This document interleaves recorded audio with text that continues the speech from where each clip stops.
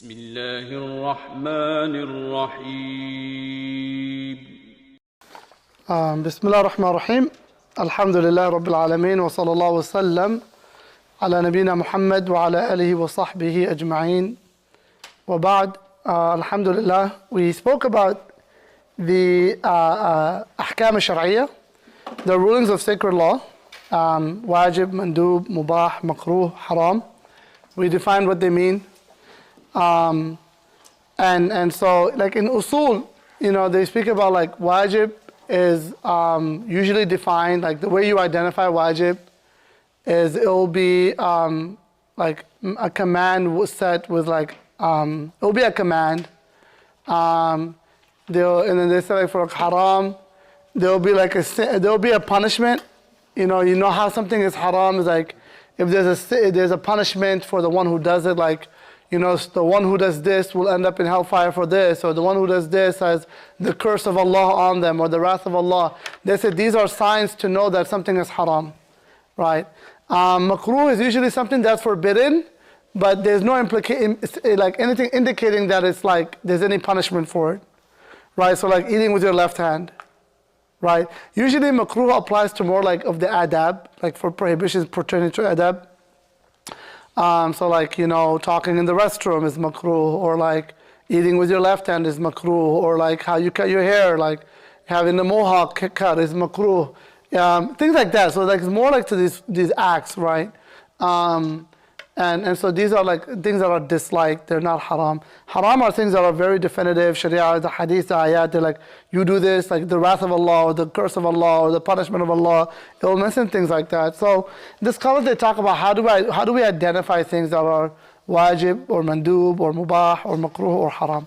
So that's as far as the ahkam al-shar'iyya, and why it's important to kind of know that, because you might misunderstand what a ruling is and assume because you read a hadith like this is haram, you can't, and actually it's just makruh.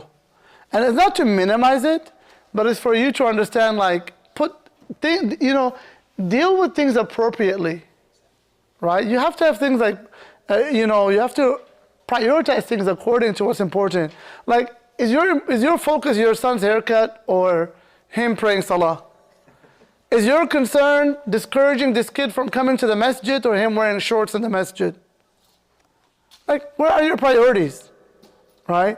So you can't prioritize, oh my God, this is makruh, this is so absurd, how dare you do this? And in the process, you've completely discouraged this person from even coming to the masjid or coming to learn about Islam. So you have to have a priority. Like, I'm not going to prioritize something makruh when I know you're just struggling with like just doing the wajib.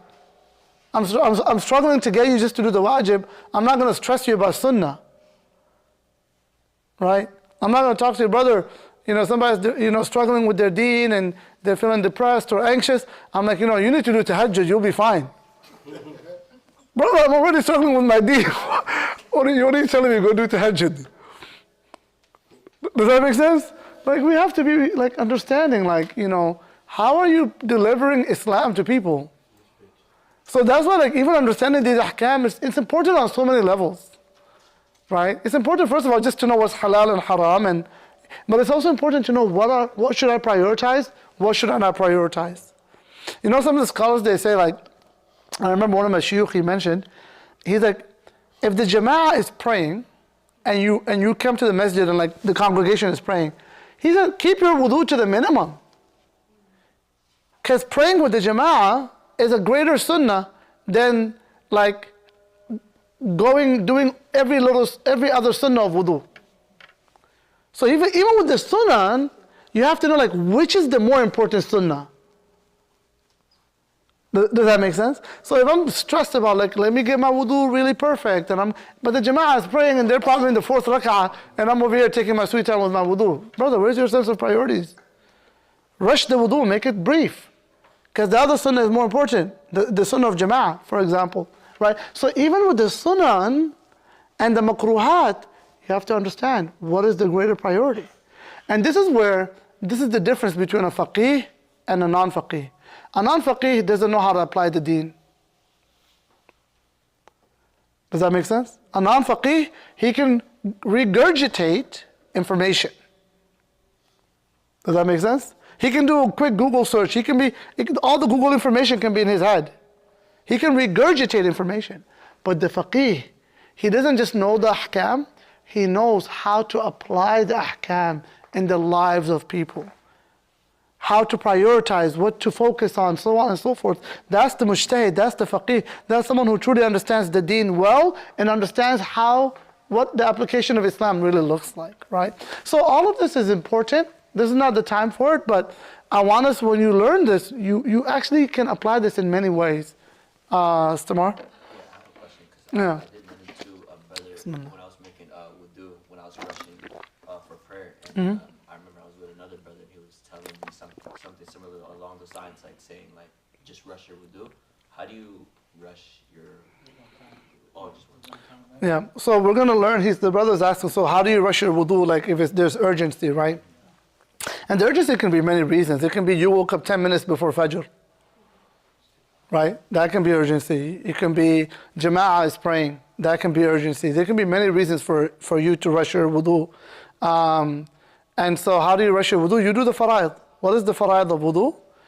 Intention, wash your face, wash your right arms once, wipe your head, wash your 2 feet. It literally can take you less than a minute to do all that, right? So that's like rushing your wudu if there's urgency, being brief and quick about it. Yeah. But of course the sunnah is to take your time with your wudu, always maintain your wudu. But again, that's where you know the priorities, right? You know, like I'm going to do the best when I can. And then also you have to also know yourself too, right? If you're like, oh, I'm really struggling, I'm really worn out. Okay, then because sometimes you're just like praying 5 times a day is a struggle. And you have to know that okay, like in this case, I'm just going to do my 5 prayers because I'm like doing more than that is really bringing me a lot of anxiety. Give yourself that grace. It's okay. Does that make sense? Sometimes I see parents like stress to somebody like, pray at the beginning of time. And then somebody will be in the middle of work. I'm like, it's okay. You guys can go pray. If they're in the middle of a project and they're really like are really focused, Salah has a long period window. It's okay. They can pray an hour later. Rather than, always yell at them, pray on time, pray at the first hour. You're going to make this person feel like you're micromanaging them. I'm going to pray. Why do you need to micromanage me if I'm going to pray an hour later or 30 minutes later, or if I have something to do, like relax, I'm going to pray. Right? So even in how we apply it, and the tarbiyah we give to people, kids, whoever, like you have to understand like what is more important. What are the impacts we're trying to have on this person is more important than the specifics of the ahkam.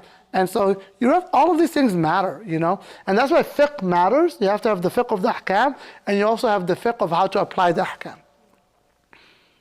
Does that make sense? Right? And that takes wisdom. So may Allah Ta'ala give us all wisdom. Bismillah, let's get into this. Inshallah ta'ala, we can maybe cover 2 sections. The first, he talks about فصل علامات البلوغ 3 رحمه الله تعالى. قال المؤلف رحمه الله تعالى فصل علامات البلوغ 3. He says the signs of puberty are 3. In Sharia, why does puberty matter? Well, why does puberty matter? Taklif, right? When somebody is mukallaf. What does mukallaf mean? Who knows? How would you guys translate that for those who know Arabic? Taklif or mukallaf? Being held accountable? Yeah, it's the age of accountability. And so, or mukallaf is like the age where you have the taklif is like you have the burden to fulfill the commands of Allah. The Sharia applies, right? So that's the age of taklif. Taklif has 2 requirements. It has 2 requirements. Age. It is either reaching the 15 years of age or experiencing one of the signs of puberty. One of these 3 signs. He says it. He says the signs of puberty are what? Reaching the age of 15 years. 15 lunar years for a male or female. So if you reach the age of 15 years, you're mukallaf. Does that make sense? You're mukallaf. Whatever of this comes from, or experiencing a wet dream by a 9-year-old boy or girl, So if there's a discharge of semen, that means that they have reached the age of puberty. And then for a female only, menstruation. Once menstruation begins, at the age of 9, because there have been reports of, it's very atypical, but there have been some reports of girls reaching puberty at a younger age, especially today with all this like modified foods and processed foods and stuff, and all of these additives to food. They're finding that youth in general are reaching puberty sooner than the generation of their parents and those before them. So kids are reaching puberty earlier than before. And they're saying the contributing factor is the disruption that these hormonal, these additives and chemicals and preservatives that's being added to foods, and these genetically modified foods, that they're creating abnormalities within the the human body, and one of the outcomes is that it's creating early onset of puberty. But in Sharia, they say the age of 9. So any puberty before the age of 9 doesn't mean that she has reached the age of taklif. It means that she will only reach the age of taklif when she's 9, and then she will be in the age of taklif. The second, he doesn't mention. I don't think he mentions it here. Yeah, he doesn't. The second requirement for taklif, he says the first requirement is puberty. We have the 3 signs of puberty. The second requirement for taklif is responsibility, is cognitive competence, right, or intelligence. Like there cannot be any cognitive impairment. So if a person is cognitively impaired, they are not accountable for their sins before Allah subhanahu wa ta'ala in Sharia. Even we'll get to some exceptions, but I think I'll just give you guys those 2 for now. Everybody got that? All right, taklif, we got what taklif is? Taklif is the age where you are accountable before Allah. 2 requirements for taklif: puberty and intelligence. 3 signs of puberty, the author gave it to us. And then intelligence is cognitive, just being cognitively competent. And so there's that. The other signs of puberty are secondary signs.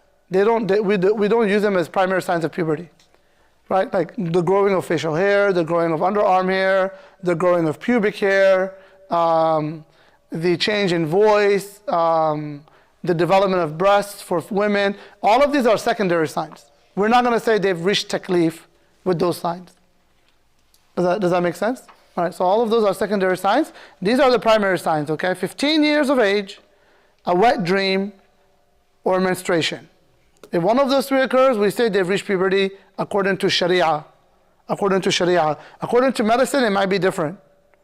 Does that make sense? But according to Sharia, the scholars say any of these 3 qualities apply, and you have cognitive competence, you are mukallaf. You are responsible for all your actions. The ahkam of Sharia apply to you. If you do something haram, you're liable for punishment. If you abandon it, you're liable, you get reward. So on and so forth. Tafaddal. I'll make it quick because I know we need to do the other section. But I think there was a hadith, you can correct me if it's wrong, but there's a hadith where it says that the man, basically the boy, is it's obligatory for him to pray at the age of 10, or else you should hit him if he doesn't. No. How does that work? That hadith is a little different, but the brother's talking about the hadith about teach your children to pray at 7 and discipline them for it at 10, right? And so this hadith is talking about actually another age, which he mentions here, the age of discernment, the age of tamyiz. So we have the age of taklif. Below the age of taklif is the age of tamyiz. Tamyiz is discernment. Does that make sense? So tamyiz is the age where you can tell your right from your left. You can do things independently, which is generally at the age of 7. When a child can understand like right, wrong, follow these steps, do this, don't do that. They have discernment, they have judgment. Does that make sense? That's the sin of tamyiz. Why is the sin of tamyiz important? The sin of tamyiz, you're not liable for punishment. but you are rewarded for your actions. So what's the difference between tamyiz and taklif? What's the difference? You're liable for, yeah. But in taklif, you're liable for punishment. In tamyiz, you're not liable for punishment. But both, you get reward. So if a 7-year-old kid, now look at this, the fuqaha talk. They say if a 7-year-old kid performs hajj, does that fulfill the hajj of Islam? Nope. He gets rewarded for his hajj, but he doesn't fulfill the hajj of Islam. Because Islam has not been obligated upon him yet. Because he's not liable for sin. Do you guys see how the ahkam, these ahkam right here, you can write a whole, extensive commentary on how these ahkam would be applied. Does that make sense? So they talk about that. They say, and if a 7-year-old child did hajj or umrah, it's valid. They will get rewarded. Inshallah, it's accepted. But it doesn't fulfill the hajj of Islam. They have to do that after they reach puberty. The only time you can fulfill that is after puberty. Make sense?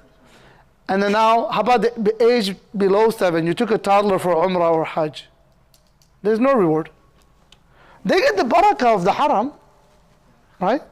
They get dua, they get the barakah, the space, the environment, right? The tilawah. There's barakah, but is there reward? There's no reward below tamyiz. So now here's another, but again, this can go on and on, right? Because I tell you, we can comment on all this extensively.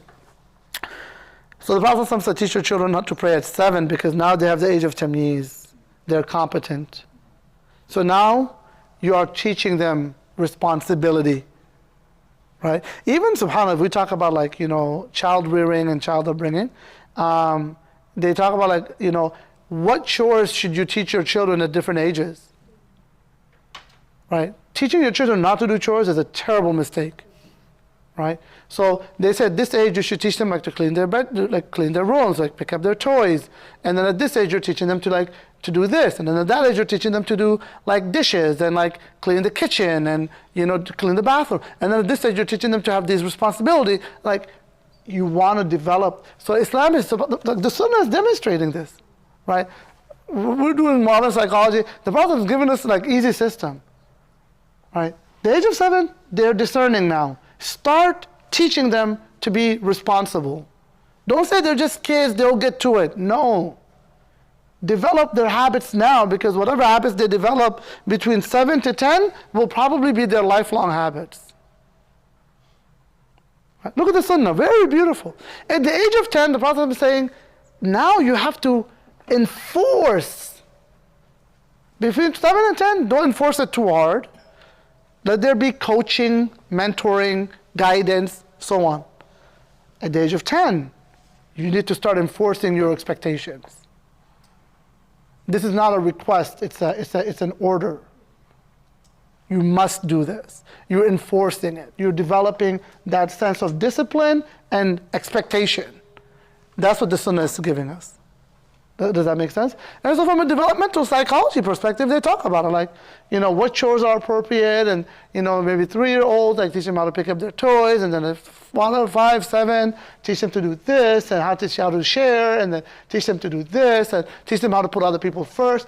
You want to develop all of these qualities. So, this is also relevant from a tarbiyah perspective. Another mas'ala, and maybe I'll close with this last one, because children under 7, roughly under 7, because sometimes there might be a child who's 6 who's very competent, but on average, we're going with average right now, 7. Children under 7, their salah doesn't count.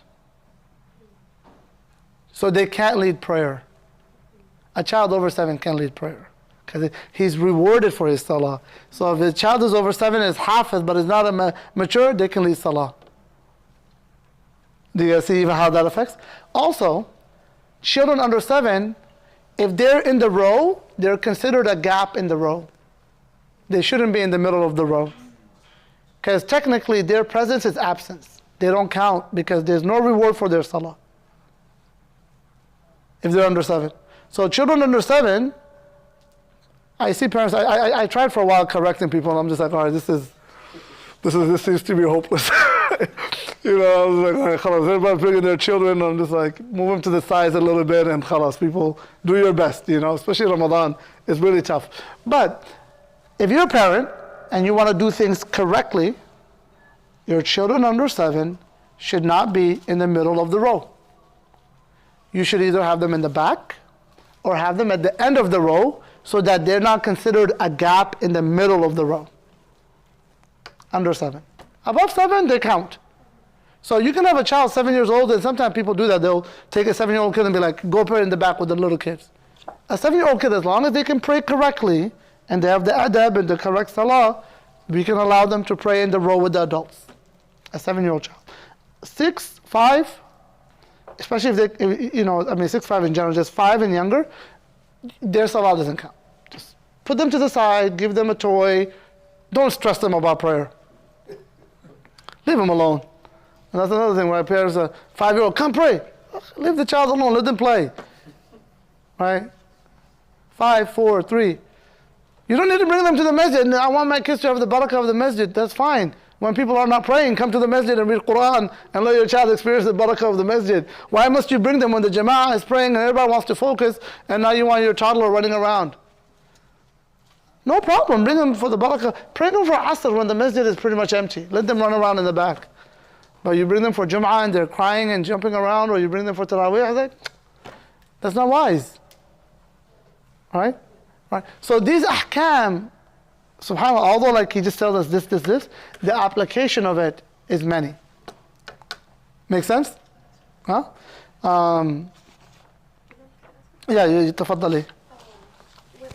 I don't know if folks online have questions. If you have questions, please feel free to ask. But tafaddali, yes. Can you talk to us a little bit about when they reach time, they can be eaten for salah?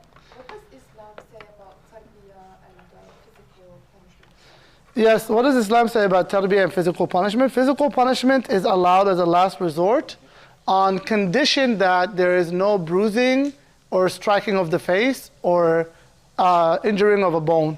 So there should be no injury, no bruising, no scarring, no strike in the face. So there can be a spanking or something like that as a last resort. But it is not the sunnah. The Prophet never struck anybody. Right? So it's not a sunnah. But if it's the best you got, sometimes you can spank a child, and you have to be wise, right? Like, is it constructive? Is it constructive? Is it going to lead to a good outcome? So a lot of times, if you have a very defiant child, punishing them in that manner is actually very counterproductive. So even the application, the hadith is just saying it's permissible to do, and it could be helpful in some cases, but it isn't. The hadith says to do it, but it's not just applied across the board. Like, use it as needed when it is helpful. But Islam does think that there is some cases where it is helpful. There are some cases where there is that some physical discipline is helpful. Yes. And research, there is some argument that you could make, based on like, does physical punishment help? Yes. There is some research that shows. And it's not the punishment, it's the assertiveness. Does that make sense? Like this permissive parenting, this like, I'm just your friend. Parenting, it's an extreme type of parenting. And now we're going to get into a whole other topic, but it's an extreme type of parenting, right? Because you can't just be your kid's friend. There is a power dynamic. I'm in charge. You are the child. I will set the limits. I have authority. And that is why even in research, they say one of the most important qualities for a good parent to have, along with empathy and compassion, is assertiveness.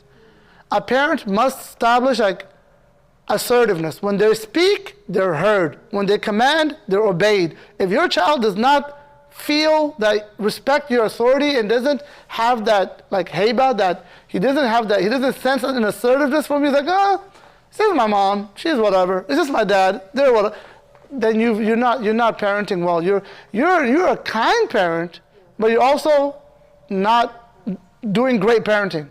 Does that make sense? You can be a loving parent, but that doesn't mean you're parenting the right way, right? So assertiveness is important. So Islam says rahmah with authority. Balance the two. Modern tarbiyah is like just how are you feeling? Love them, be their friend. And although that's important, because the problem is the old generation doesn't use that. The old generation, dad is just authority. What are you doing? Yells, gone. Like, no, you should be more than that. Right? Where's your compassion? Where's your mentorship? How are you guiding your kids? How are you teaching them? So the older generation was very like authoritarian. Like, I'm the boss, do what I say. So there was no love and ruh in the relationship. And that was an extreme. And then the modern extreme is that I'm just going to be my kid's friend, and I'm just going to keep like loving them until they grow out of it. And that's another extreme. Authoritarian is the model, the middle way. And actually psychology supports that. Research studies say authoritarian is to balance authority with compassion, assertiveness with love. And so let's take your last question, and then we'll continue on next week, inshallah, on Wednesday. It was just going to be a comment, but it kind of ties in with the second hadith. No. It's about the sign. No. So when a mother gives birth to her Rabb, so to speak. No. A minority Jew that said that, right? Yeah. So the hadith of Jibril alayhi salam, that a slave girl giving birth to her master is referring to the uquq of children, like to the rebelliousness of children towards their parents, is a sign of qiyamah. That's one interpretation of that part of the hadith. Wallahu alam. Yes. Barakallahu feekum wa jazakumullah khair wa sallallahu wasallam ala nabiyyina Muhammad wa ala alihi wa sahbihi walhamdulillahi rabbil alamin. Uncle, you make adhan first? Okay.